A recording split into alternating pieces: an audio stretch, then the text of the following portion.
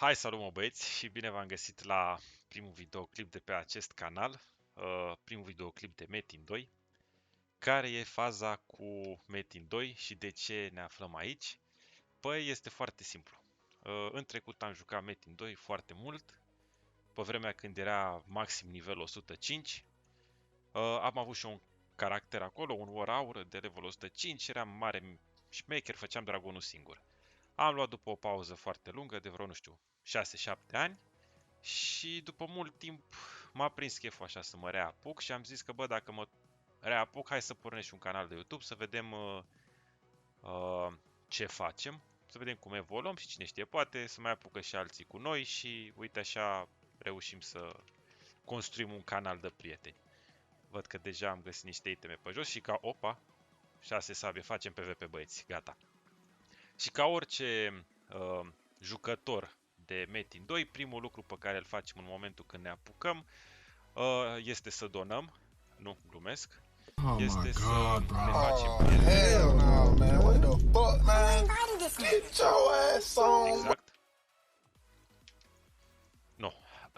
Din ce nu trebuie să ne facem așa prieteni, băieți, că nu o să mai vorbească nimeni cu voi. Dar revenind, primul lucru este, din ce mai m-am uitat și eu pe YouTube, că deși n-am mai jucat, m-am uitat la alții, este să facem oarecum, știu că pe acest server avem arme de eroi tinere, asta știu sigur. Urgia lui Durendal și Ucigaș de orci. Bă, frate, pe vremea mea erau nume normale, nu știu, era sabie, sabie lună plină, sabie sângeroasă. Acum văd că e Urgia lui Durendal. Nu știu cine găsește numele astea, dar bă, are nevoie de un consult. Așa, și știu că avem și niște chestii gratis. Exact. Uite, bă, papuși de vânt. Bă, uite, asta e ce trebuie și un cal. În sfârșit, bă, în sfârșit. Avem și noi depozit magazin. A introdus o parolă greșită. Bă, care? Trebuie să aștepți la grup. Ia păzea. Piatră Metin. Bun, niciodată n-am primit-o cu bonus, nici acum nu o să o primesc. Hai să vedem dacă facem treabă cu piatra asta Metin. S-ar putea să ne cocoșeze ăștia. Dar și dacă facem rost de o piatră, de o carte, de o aură, ne-am lansat. Încă găsim băga mea și a murit. Să sperăm că găsim și noi un om cu inima bună să ne ajute și pe noi cu un tigru alb. Că bănuiesc că Sef ne poate mai găsi și pe jos, cine știe. Bam. Scut. Aveam și scut, bă, dar nu l-am folosit. Bate aici. Iau prima piatră Metin după mult timp. Ia să vedem. Același drop de rahat, mers de fulg și piatră nu pică la metinele astea, da, corect. Sau măcar carte, pică carte. Ia drop! Ia păzea drop, carte abilității. Lovitura focului, același drop de rahat, dar bă, a picat. Bă, ești nebun, ce drop? Mă așteptam să le pice maxim niște licori. Mamă, armură, ne facem șaman. Gata, băieți. Să face șamania, să mergem noi la băieții ăștia, că pare că băieții ăștia au bani. Ia să întrebăm să facem și noi. Pe aici. Ia pe ăsta. Salut! Mă poți ajuta și pe mine cu 100k să-mi fac iteme plus 6? Abia ce m-am apucat. Asta e mai bogat. Hello! A, da, mă, stai, mă, că poate ăștia nu mă înțeleg, mă, că ăsta e... ăsta nu-l facem. Ăsta nu-l batem, băieți, asta știu sigur. Opa! Și ia... ia să vedem aici ce băiat. Uite, bă, tot de la ăștia săraci primești bani, mă. Tot de la ăștia săraci. Să-i mulțumesc. Mulțumesc, frate. Ne facem o aură. Cât de greu e să faci aure. Pică repede aurele. Punem puncte în aură și învârtești, că învârtești trebuie. Să nu ne calmeze băieți. Mai punem aici în STR. Și acum, așa cum am zis, mergem, vindem tot ce avem. Și mergem și noi cu miloaga.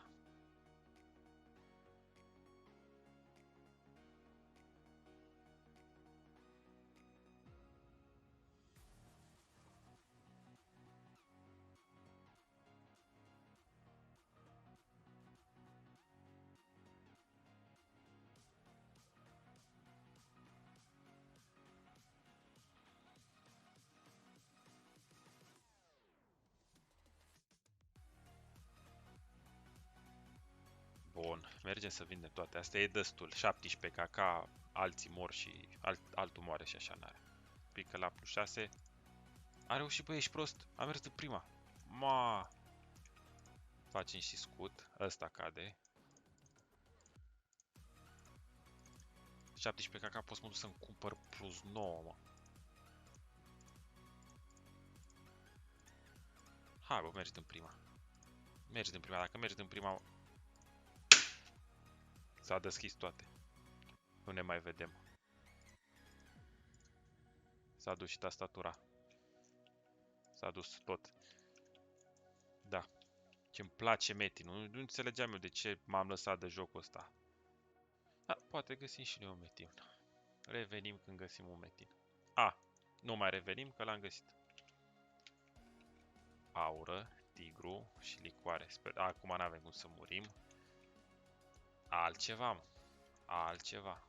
Bonus? N-are bonus. Avem și licori. Pune aici la băiat. Bă, damage bun. 3% mobi. Am schimbat parola la depozit, că mi-am făcut depozit și am luat 3% mobi. Deci mergem în pădurea roșie să facem mănuși. Sunt curios dacă e la fel dropul bun cum a fost și la metinul trecut sau doar am avut eu noroc mare. De la server știu că avem niște drop în plus. A, și avem și de la Uriel, mă, puteam să iau experiență. Dar lasă-mă, colob noi până acum. Asta e prima dată pe metin, las că ne revenim noi. Bun, să vedem ce drop avem și la metinul ăsta. Bă, clasic, carte și o armură cu 2 KPV, că mi-a picat de șaman mie, nu mi-a picat de războinic. Da, uite bă că a picat carte măcar. Curtejul sabiei, nu știu dacă are preț, dar o păstrăm. Cât timp nu știm piața, păstrăm tot. Revenim cu următorul metin. Bă, e evenimentul de Paște, bă. Dar noi nu putem să-l batem, nu? N-avem nicio șansă să-l batem. Ba, păi nu, că dacă vin licoșia ne usucă. Dar, bă, e eveniment de Paște, mă. Și cred că e și eveniment de pește, că văd prea mulți oameni la pescuit. Dar am găsit metin nou, bă, vă dați seama cât de trist e, bă, să găsești metin nou, dar să n-ai echipament să-l spargi? Trist, foarte trist. Hai, căutăm pietre metin normale. Deci, băi băieți, l-am găsit pe ăla de 20, îl găsim și pe ăsta de 10. Urcăm aici și eu zic că pe ăsta îl dovedim. Și nu că îl dovedim, luăm și un nou magic. Sper să fie drop 100% cum era odată, dar de fapt sper. Știu că nu e drop 100%, că am văzut și eu la alții. Bă, dar ce cu damage ăsta turbat? A, 170. Bă, ești prost ăsta, ăștia mă bat. Bă!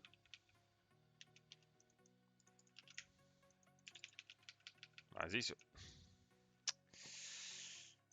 Foc.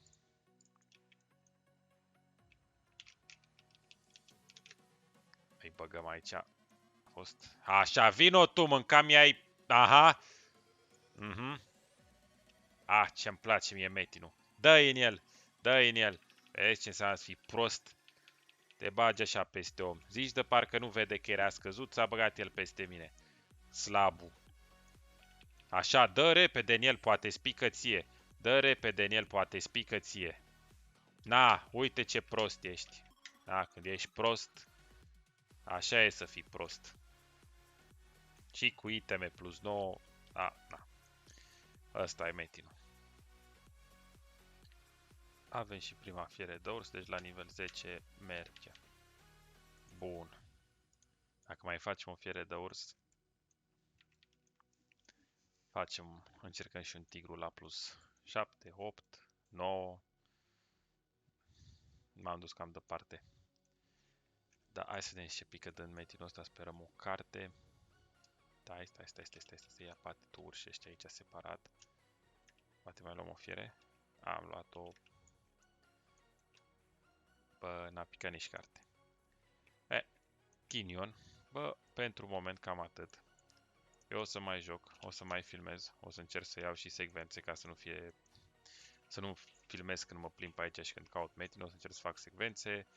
Și cam asta e pentru primul videoclip.